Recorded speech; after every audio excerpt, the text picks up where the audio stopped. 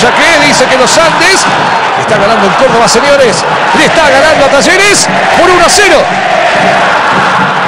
Estaba lejos de Brasca los Andes y lo puedo repetir con la autoridad que me confiere haber mirado el partido hasta acá.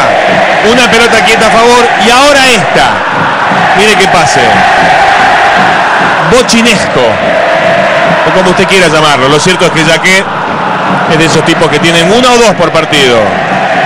Y su historia lo ponen por encima del que defiende. Qué bárbaro. ¿Cuánto vale el gol de Jaqué? Inatajable, ¿eh? Para Brasca, que miraba, una defensa que se quedó estática, pero la virtud del pase termina haciéndole fácil la cosa al número 9. Ni lo nombraba en su relato Brico, ni aparecía en el partido. Jaqué y Martín. Jaqué dijo presente. Gana los Andes en Córdoba 1-0. Fierros levanta